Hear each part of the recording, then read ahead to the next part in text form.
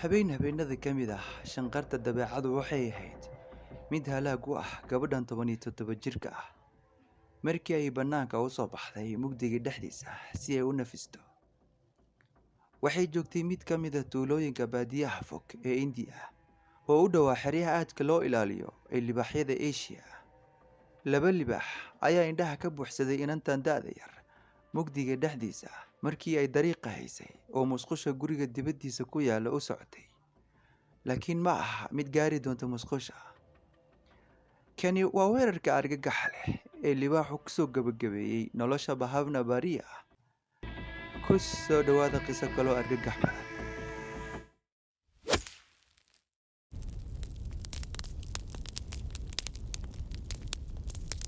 Xerada Gir National Park ee Indiya waa meesha keliya ee libaaxyada Asia ay ku nool yihiin duurka. Taranka libaaxyadan oo dib u soo kabasho ka sameeyey 50 libaax oo keliya waxaa lagu tilmaamay guul weyn, laakiin tiradooda oo sii kordhaysa korna u dhaafaysa 500 waxaa laga maarmaan ah in si dhow loola socdo si noloshooda looga taxadaro isla markaana ay si nabad leh ugula noolaan lahaayeen dadka deegaanka. Laakiin tani waxay u muuqataa mid waqti xaadirkan fashilmaysa maadaama kontaroolida libaaxyadu ay aad u adag tahay. Saraakiisha xayawaanada duurjoogta ah waa kuwo si joogto ah libaaxyada u siiya cunto firi ah si ay ugu soo jiidaan indhaha dalxiisayaasha, taasoo farxad gelinaysa dalxiisayaasha kana dhigaysa inay mar walba dib u soo laabtaan. Waxaa jira khubaro ka digtay in libaaxyada la siiyo cunto aysan iyagu ugaarsan, taasoo keeni karta cawaaqib xumo aan la mahadin. Muddo kadib waxaa laga yaabaa in libaaxyadu ay lumiyaan awooddooda wax ugaarsi, taasoo ka dhigaysa kuwo ku tiirsan cuntada ay siiyaan saraakiisha xayawaanada duurjoogta ah. Ma aha oo keliya in libaaxyadu ay la xiriiriyaan cuntadan la siinayo bini'aadamka, laakiin waxay ka dhigi kartaa kuwo ugaarsada xoolaha dadku ay dhaqdaan ama dadka naftooda. In wax yar ka badan 10 meel u jirta mid ka mid ah kaymaha aadka loo ilaaliyo oo libaaxyadu ay dhex mushaaxaan waxaa dhaca tuulada Hanfuli ah. Bhavna Bariya oo 17 jir ah iyo in adeerteed Reka waxay ka shaqaynayeen meel beer ah. Bhavna waxay la nooleed waalidiinteeda oo deganaa tuulada Mitan ee bariga mandiqada Gujarat, laakiin waxay soo booqatay qaraabadeeda oo degan tuuladan Hanfuli ah. Waxay aqbashay dalab ah inay ka shaqayso beerta abtigeed oo ku taala tuulada Hanfuli ah. Waxay ahayd shaqo aad u adag, laakiin waxay dhaqaale u sameynaysay qoyskeeda. Maalin shaqo oo dheer kadib, iyada iyo in adeerteed Reka waxay u hoydeen habeenkii guri yar oo xaafadda ay leedahay oo ku yaalo meel foora ah. Waxay isku duuduubeen bustayaashoodii maadaama ay aad u dallanaayeen ayna dhaxamoonayeen, laakiin inta aysan gam'in wax yar ka hor Bhavna waxay dareentay inay u baahan tahay inay soo xaajooto. Waxay ahayd 9:15 fiidnimo. Bannaanka waxay ahayd mugdi zaa'id ah.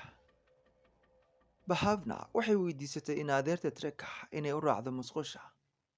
Musqusha waxay xoogaa u jirtay qolkii ay jiifeen, kadibna waxay iska fureen albaabkii qolkii yar ah oo ay jiifeen, waxayna u baxeen guriga dibaddiisa oo mugdi ah.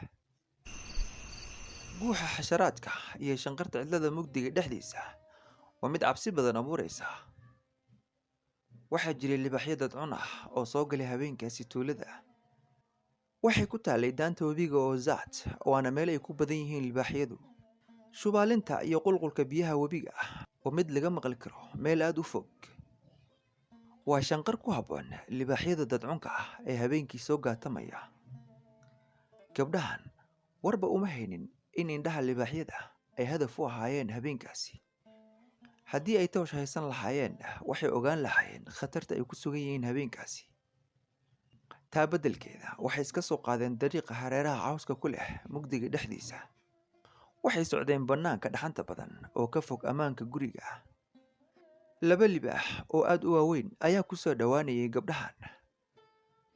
Iyagoo isqarinaya ayay marna dhabacanayeen, marna horey ugu soo soconayeen dhanka gabdhaha. Gabdhaha waxay u degdegeen dhanka musqusha. Inta aysan gaarinba wax yar meel u jirta albaabka musqusha, waxay ku baraarugeen laba libaax oo laba dibi le'eg oo dhankooda si xoog ah ugu soo ordaya.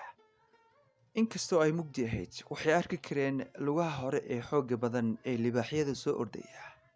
waxay arki kareen shaarubaha iyo shaashka madow ee libaaxyada markii libaaxyadu u soo degdegayeen dhankooda. Indhahoodu waxay ahaayeen kuwo si daran u eegayay gabdhaha. Meel lagu baxsado ma jirto, gurigana kama gaari karaan inay ku soo laabtaan. Hadday isku dayaan inay geed fulaanna, cabsi darteed ayaysan u fuuli karin. Labadii libaax waxay isugu tageen Bahavna Baria, halka Reka ay isku dhex tuurtay barkad biyo ah oo musqusha u dhoweyd. Nasiib wanaag, biyaha barkadda ku jiray waxay u joogeen Reka garabka, taasoo u suura gelisay inay dhex kada loobsato. Laakiin waa mid aanan ku dhiiran karin inay si fudud naqas u qaadato. Intay indhaha isku qabsatay ayay dhegaysanaysay iyadoo argagaxsan masiirka in adeerteed oo libaaxyadu lafaheeda riiqayaan. Bahavna nasiibka ayaa ka heliyey. Libaaxyadu si kadis ah ayay u soo baxeen. Ma aysan haysan waqti ay ku falceliso. Inta aysan meesha ka baxsan, mid ka mid ah libaaxyada ayaa miciyihiisa la helay dhuunteeda. Miciyaha libaaxu waxay gaarayaan 10 sentimitir. Wax iska caabin ah ma aysan samayn karin. Awoodda qaniyada libaaxu waxay jebisay qoorteeda ilbiriqsiyadii ugu horreeyayba. Waxay ahayd mid ku qaylinaysa in laga soo gaaray libaaxyada, laakiin cid u soo gurmatay ma jirto. Sidaas ayayna ku aamustay. Kadibna libaaxyada ayaa u jiitay dhanka kaynta jiqda ah. Dhanka kale, Reka waxay ahayd mid aan dareen lahayn argagax dartiis. Iyadoo ku jirta barkadda gudaheeda, waxay maqlaysay xuraaminta libaaxyada, iyagoo dareemayay inay meesha ku jirto, laakiin aanan doonayn inay biyaha u soo dhex galaan, maadaama libaaxyadu ay necab yihiin biyuhu inay jirkooda taabtaan. Waxay maqlaysay markii libaaxyadu dhulka ku jiidayeen in adeerteed Bahavna oo ay duurka u qaateen. Tani waxay uga dhigan tahay libaaxyadu inay heleen ugaar hilibkeedu ka macaan yahay ugaarta kale. Wayna adag tahay in la joojiyo libaaxyada haddii ay bartaan hilibka bini'aadamka. Markii Reka ay xaqiiqsatay in libaaxyadu ay ka tageen meesha oo wax shanqar ah aysan jirin, si taxaddar leh ayay uga soo baxday barkadda. Wadnaheedu wuxuu ahaa mid aad u garaacmaya, sida camal in dhagaheeda lagu dhex tumayo foosto. Waxay dhegaysanaysay isla markaana eegaysay oo sugaysay markii ay libaaxyadu tagaan si ay barkadda uga soo baxdo. Kadibna waxay u carartay iyadoo niftuuraysa qolkii yaraa oo ay jiifeen, waxayna bilowday inay si xoog ah u qayliso una dhawaaqdo waalidiinteeda. Intaa kadib waxaa la wacay saraakiisha xerada xayawaanada ee Gir National Park, waxaana lagu wargeliyey dhacdada foosha xun. Si degdeg ah ayayna u soo gaareen goobta.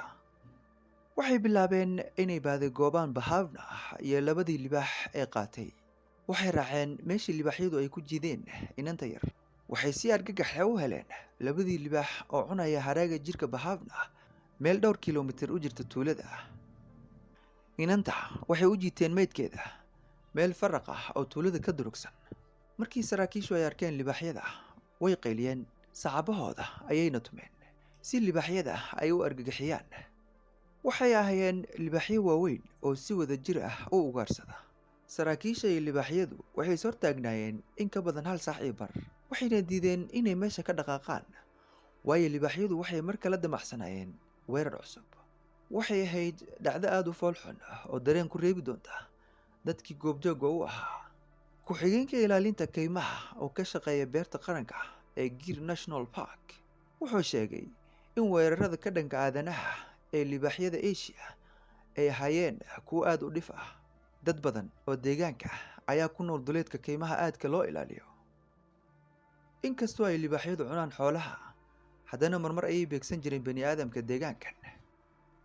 Habdhaqanka libaaxyadan wuxuu ahaa mid aan fiicnayn oo caddayn u ah inay ahaayeen libaaxyo hilibka dadka ku manay.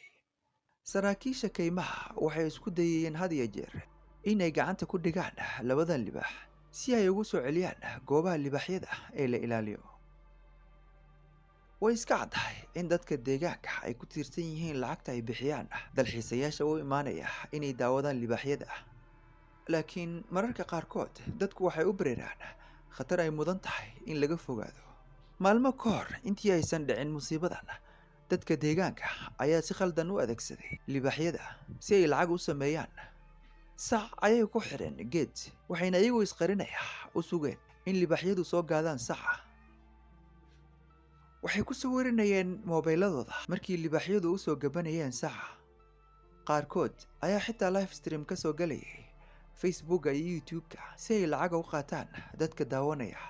dadyo kala duwan oo ku kala sugan daafaha caalamka ayaa si live ah u daawanayay markii libaaxyadu ku boodayeen saca geedka loogu xiray. sacu in yarna isma difaaci karin, mana carari karin. waxa uun meesha loogu xiray in la daawado sida libaaxyadu wax u dilaan iyadoo live ah.